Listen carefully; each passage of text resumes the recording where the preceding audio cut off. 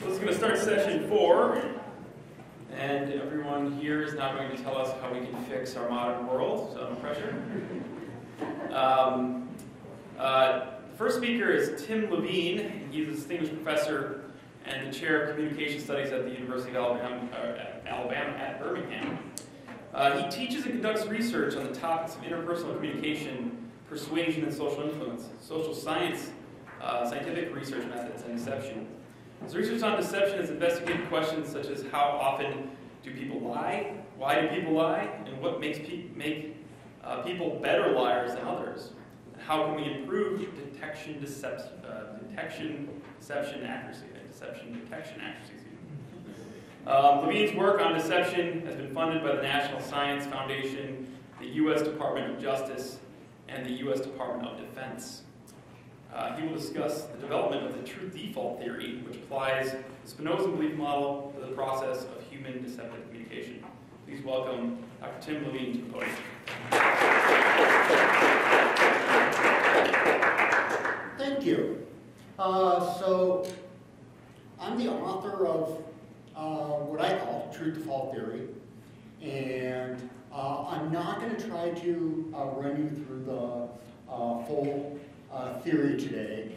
There is an introductory article published in 2014 in Journal of Language and Social Psychology which introduces it, and there's a book-length manuscript that's right now standing at 300 pages, single-spaced, under review at University of Alabama Press.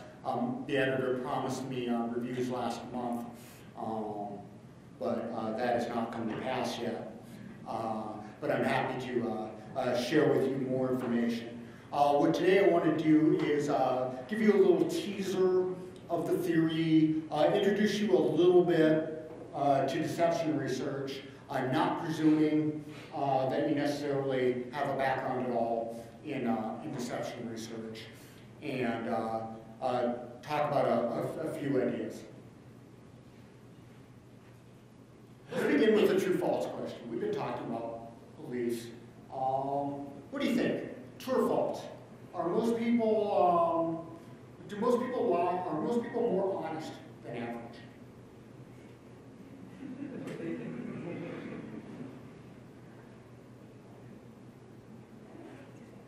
Anybody want to say yes? No? Obviously no? Yeah. True. Really? Graduate students, how can this be? When does the mean depart from the median? When it's a skewed distribution. Thank you very much. So this is a national survey of 1,000 national representative survey, 1,000 U.S. adults. They were asked how many times they've lied in the past 24 hours. 60% said 0, another 15% said 1, therefore 75% were below average. Okay. Now, I know what you're thinking. I think I do. I hope I developed theory of mind around age 4. You're thinking, well, maybe they just lied about how often they lie, right? Fortunately, there was a replication of the study done in Amsterdam by an entirely different lab, who, in addition to doing the survey, also put people in a Dan Ariely-like cheating task, and found that the people who cheated were the ones who said that they told lots of lies, and the people who didn't cheat are the ones. So there is some experimental validation to this. And this isn't just in the U.S. Here's some data from the UK. So we took the power function for the US, plotted onto, this is a nationwide survey of 4,000 people in the UK. And you can see the two power lines there. This is what we like to see for replication. But what about Donald Trump? So these are some data from my friend and colleague, Kim Sirota. He presented them a couple of weeks ago at Southern States Communication Conference. This is based on the fact check stuff from the Washington Post. So he put Trump, so these are only things that are factually known to be false, and he plotted them out. And what you can see is the virtually identical power function holds. The y-intercept is radically different. Trump tells about 3 times more lies on the average day than the average individual. But on most days, Trump tells fewer lies than his average. The point here is most people are honest most of the time, and even the people who are the most lies are told by a few prolific liars, and even the few prolific liars on any given day tell less than the average for them of lies. Changing up things a little bit, these are findings prior to 2006 on deception detection accuracy. On the horizontal axis there, you see the percent of accuracy found in any given study. On the y-axis, it's the number of prior studies finding that finding. This is 289 studies that have been done at the time. You can see the findings are very nicely distributed, with average somewhere between 53 and 54%, and a standard deviation of 6%. All those studies above 1 standard deviation and below 1 standard deviation from the mean, all are very small sample studies. All studies that are large sample studies all fall within the standard deviation of the mean. So the findings on deception detection accuracy point to a very consistent finding. People are better than chance. It's not centered on 50-50. Sometimes you read in the literature, people say it's no better than chance. False. It's 53.6%, which is p less than 0.00001 better than chance. The effect size is d of 0.4. This is a medium effect size. But it's not much better than chance. It's the difference between getting 11 out of 20 and 10 out of 20. Since 2006, there's now about 24 studies that are out here past 70. So the correct interpretation of these findings is these are the findings given how the study was done. If you change up how the study was done, this doesn't mean people are invariably poor lie detectors. It means people are invariably poor lie detectors in the traditional deception detection study prior to 2006, and in most studies today. But design differences can lead to differences. And these findings prior to 2006 are remarkably robust. We break down by various moderators there. You can see that whether the communication is face-to-face or videotaped, whether it's interactive or not, regardless of media, whether it's audio-visual, just audio, whether the lies are spontaneous or planned, whether the people doing the judges are college students or police or whoever, you pretty much always get the same, slightly better than chance accuracy.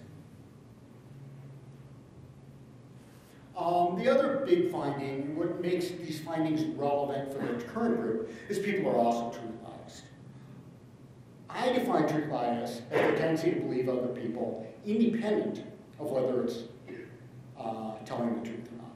Not everybody defines it this way, but I've done studies where I vary the percentage proportion of truths and lies in the stimulus material, and that affects accuracy, but it does not affect the truth bias rates. People are insensitive to the actual proportion of truths and lies. Because people tend to believe they get truths right more than lies right. So the greater proportion of truths you put in, the greater the raw percent correct. They're not better in terms of signal detection sensitivity, but they are better in hit rate. So if you show people lots of lies, then they're below 50%. If you show people lots of truths, then they're well above 50%. And it's a very predictable linear function. In fact, we can predict the slope and the intercept of that regression equation to within 0.01 for both slope and intercept. So here on the top panel of this chart is my first ever deception detection experiment. I was a graduate student at the time working with a professor named Steve McCornack. Steve McCornack, for his undergraduate thesis at University of Washington, came up with something called the McCornack and Parks model of relational deception, where it studied college dating students and found that the closer the relationship, the more truth biased you were.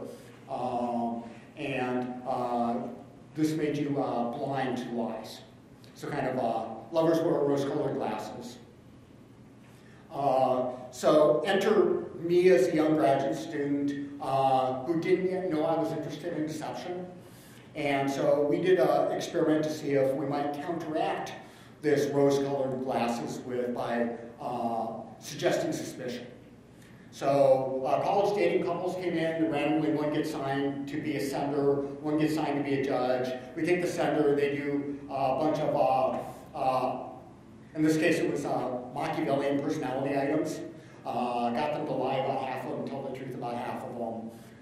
Videotape that, take the videotape to the partner, and have their partner do a detection task. They're either in low suspicion condition. We tried to disguise that it was a deception study, embedded the truth-lie question in a bunch of filler items. The trick in doing suspicion research and deception isn't creating suspicion. The trick is, when in a laboratory, trying to get a condition where people aren't suspicious, right? So we had a plausible cover story there. Moderate suspicion condition, people are told their partner might be not be completely honest on all of them. The high suspicion, we tell them, your partner's definitely lying on some portion of these, your job is to figure out which one. You can see the accuracy findings there, but in retrospect, the really important findings were the truth bias findings. So in low suspicion, they're believing 80% of the time, but even under high suspicion, they're still believing 2/3 of the time. In fact, during the debriefing, we had several subjects deny the nature of the experiment and tell us that no, their partner did not lie to them, and we were surely mistaken. The bottom panel there is a replication done a decade later using unacquainted college students with my cheating paradigm. You see the same finding. Suspicion makes people less truth biased, but people are still truth biased. You occasionally read that police are lie biased. No, they're not. They're less truth biased. Here's the truth bias rates in 24 of my studies. Sometimes people are very truth biased, sometimes they're less truth biased, but they're always, always, always truth biased.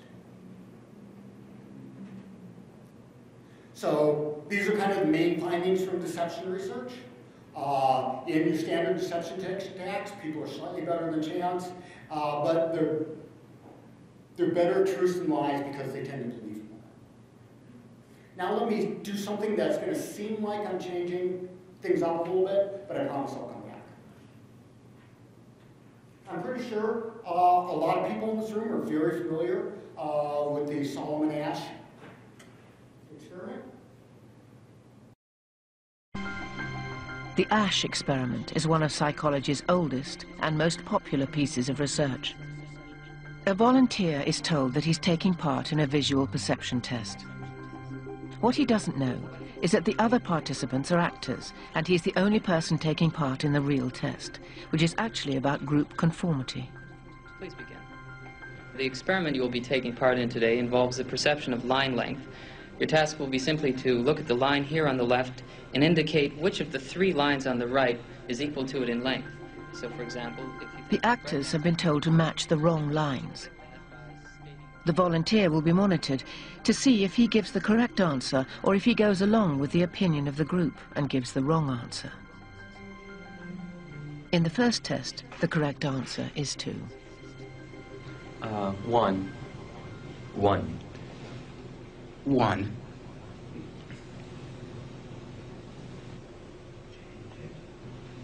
2. 1. Once again, the correct answer is 2. 3. 3. 3.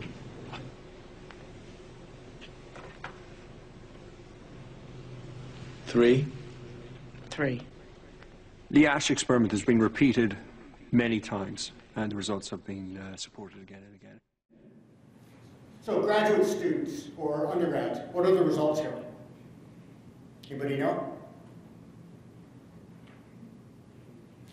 What happens? He has to go with the crowd. People go with the crowd? Kind of. Right? So if we compare the control group, everybody gets the right answer all of the time, almost. Right? In the experimental group, people go along with the crowd 1/3 of the time.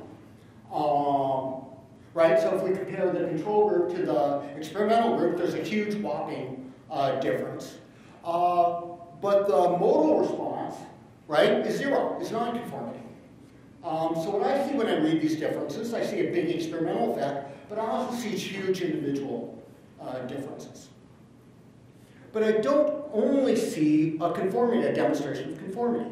I also see a deception detection experiment, right? Because all those people who were Confederates were all lying, right? And whether you conform or whether you don't conform, the really consistent finding in this is nobody thinks the Confederates are lying, right? So accuracy isn't 54%, it is 0. You may also know the Stanley-Milgram experiments, right? Again, we have an actor here who the subjects think they're being instructed to shock. In one condition, they even have to hold him down. Now there's less individual differences in the Asch. About 2/3 of the people go all the way to 453 times. But not everybody does. But what none of them do is think the guy's an actor. Now let's think about plausibility. So you really think some Yale professor is really going to be electrocuting members of the community? Is this right? But if you do interaction research or research that involves Confederates, we all know, we've all seen this in a lab, right? Nobody catches on to the Confederates. It's really, really unusual. So here's a thought I want you to think about. Why is it that accuracy in deception detection experiments that are about deception detection is 54, but accuracy that in experiments involving deception but aren't supposed to be about deception is 0?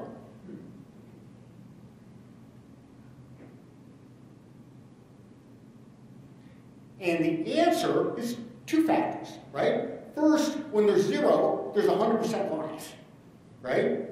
And the findings yielding 54%, there's an equal number of truths and lies. And second, in the findings about deception, people are asking people, are you lying or are you telling the truth? They have to make a judgment, right? But if you ask that question in research using Confederates, right, then you're ruining your own experiment.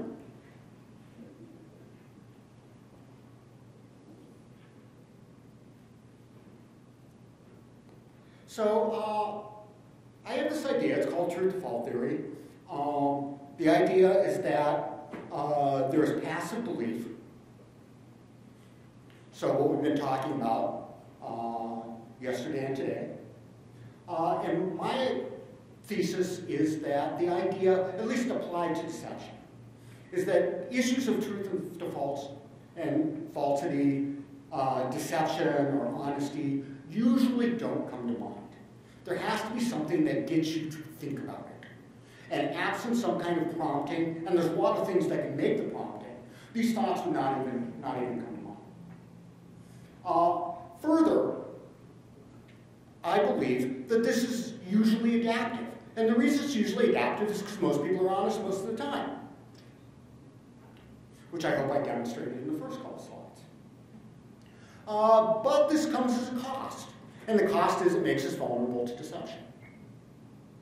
I think this vulnerability is a wonderful trade-off because we get so many good things out of cooperation and communication with our fellow humans that the fact that we get duped once in a while is small matter.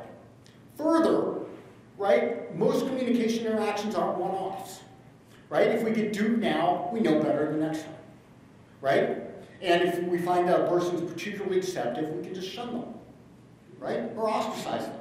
And we have all these social mechanisms, right, which Trump may be disproving, that usually work, right, to keep this from happening.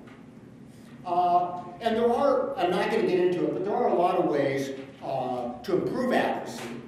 And it is not involving demeanor or cues. Instead, whenever possible, you fact check, very often after the fact. You can look at motives, right? Does the person have a motive to lie or not? We can talk to them, try to get them to be honest with us, persuade them to be honest. Even if we don't have facts, we can go by plausibility and base rates and things like that. But the key to detecting deception better than chance is listening to what's said with some knowledge of the context. And this is precluded in almost all the findings, finding 54% accuracy. So let me wrap up by telling you about a pair of experiments done by one of my now graduated graduate students, David Clare. So this experiment, or two experiments, both had the same design. People were exposed to both truths and lies. In this case, it was autobiographical information from a research confederate. The cover story was kind of a get-to-know-you sort of exercise. In the first study, it was videotaped. The second study went live. The content was experimentally varied to be plausible or implausible. So we picked confederates who had unusual autobiographies, so they could tell both unusual and typical sort of autobiographical informations. Subjects made, sometimes they made forced choice, true, false decisions, and sometimes they just thought listed what they were thinking about during the communication. In the live, they were allowed to do it on a microphone, so they didn't have to write down and distract them as much. And we altered the order, so sometimes they did the forced choice first, and sometimes they did the thought listing first. And you can see the findings here, and the difference is about a magnitude of 10. Magnitude of 10 to magnitude of 15. So people are truth biased, even when you ask them explicitly is it truth or lie. But when you ask them open-ended what they're thinking about, first, in the first experiment, only 4% mentioned anything to do with veracity. This isn't think they're lying. This is say anything. If they coded it, oh, I think they're honest, or they're believable, anything to do with veracity. Only 4% came up. And in the second experiment, those thoughts were listed only 1/2 or 1% of the time.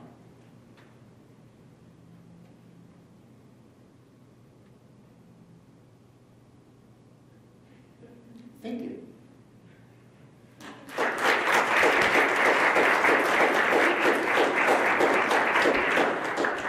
right, let's open some questions.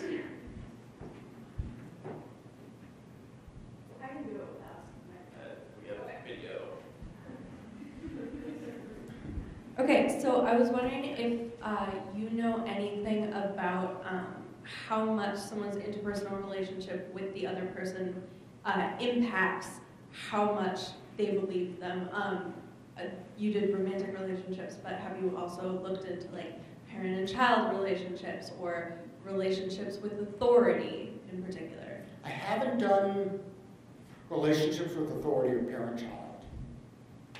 I've done friendships and romantic relationships. And there is a apparent paradox in the finding. The closer the relationship, the more likely you are to believe the person.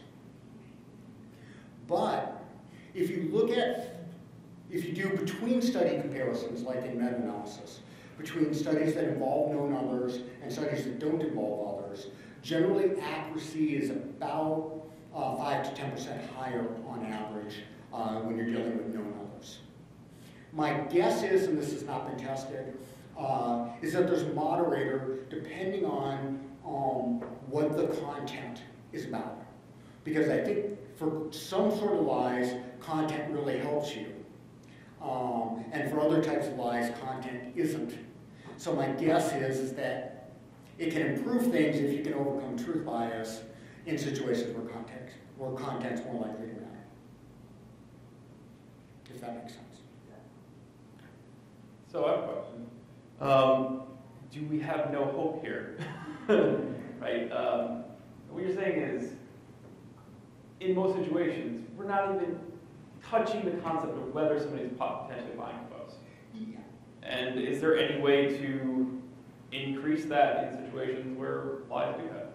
First, I think the fact that it's not occurring to us is very good.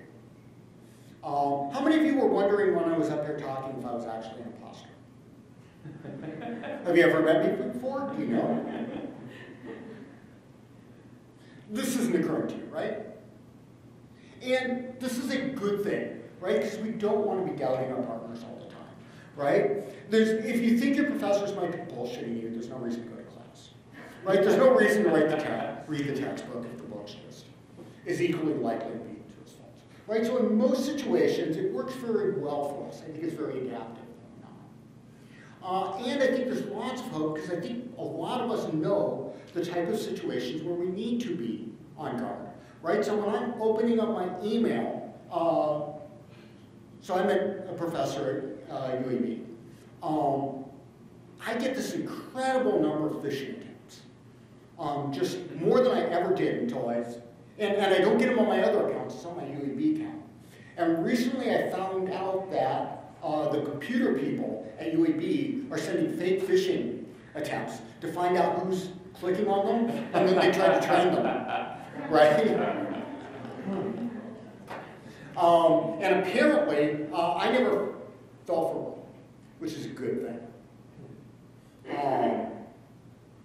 But we know kind of situations, right, where we're supposed to be on guard, right? So if you're dealing with a salesperson, right, or you know, politicians, or you know, you're opening up certain kinds of emails, or we have knowledge of context, and my argument isn't that people never get suspicious, right? Because people certainly do, and my argument isn't that people don't detect lies, because in real life we really do, right? It's just we learn the situations where we need to be on guard, and we do that selectively, but that's not the usual, not our usual thing, and it's good that it's not our usual thing. Did I answer your question? Yes. So when you were giving your statistics about Trump and his lying, you seem to paint a picture where he doesn't lie any more than most people do. No, he lies about 3 times as much. And remember, that's a radical underestimate, because those are only fact-check lies, right? About factual content that can be fact-checked. So I presume he's lying a lot more that aren't public knowledge, right? So only a small portion of his communication is public, right? And only a small portion. But his average number of lies per day, even fact-check lies, are 6, compared to the American average, which is 1.65. I don't have a good politician average. But if you go on to the fact-check sites, at least during the elections, his lie rate was about 3 times that of any of the other candidates, of the next most lie-prone candidate.